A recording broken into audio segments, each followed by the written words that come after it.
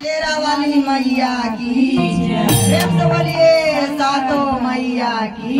प्रेम से बोलिए सच्चे सच्चे दरबार की।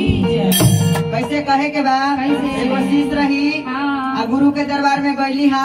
कहतिया नहरो बनल रहे आ ससुरो बनल रहे। कहे के बा बनल रहे नहीं हरवा शिव गुरु बनल रहे ससुरवा ऐसन बर्बादी है शिव गुरु साजल रहे ऐसन बर्बादी है शिव गुरु साजल रहे ऐसन बर्बादी है शिव गुरु साजल रहे ऐसन बर्बादी है शिव गुरु साजल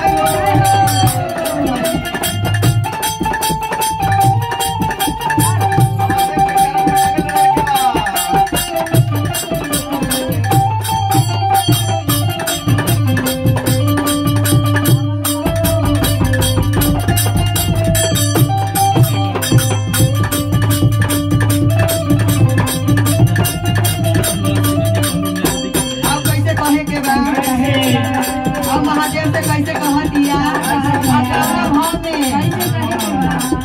महादेव के दरबार में गई सीता मैया जैसन सोहागी नदी रामा जी जैसन दुल्हा सीता मैया जैसन सोहागी नदी रामा जी जैसन दुल्हा सीता मैया जैसन सोहागी नदी रामा जी जैसन दुल्हा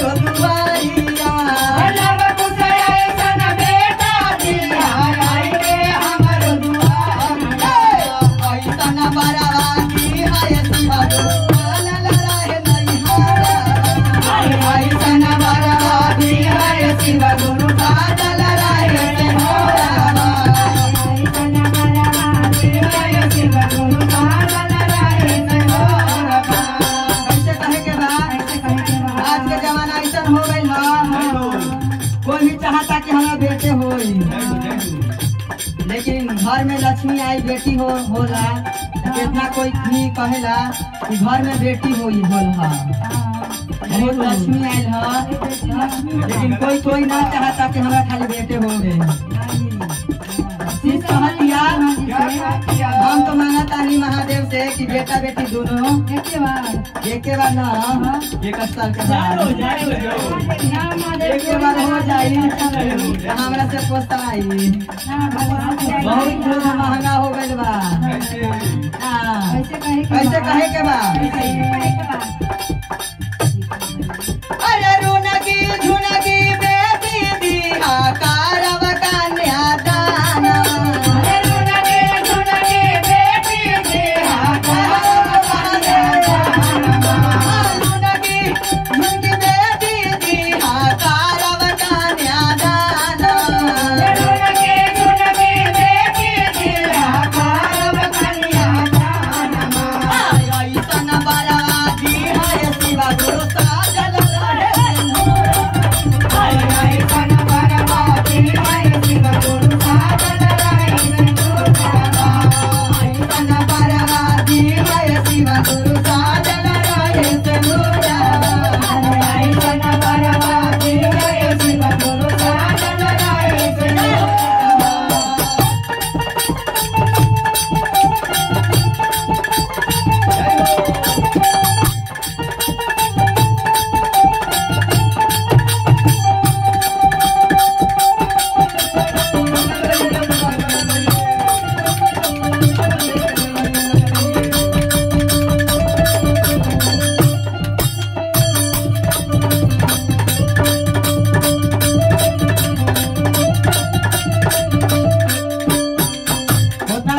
ससुराला मांगत रही और मांगा दिया कि नहरों में चाहिए ना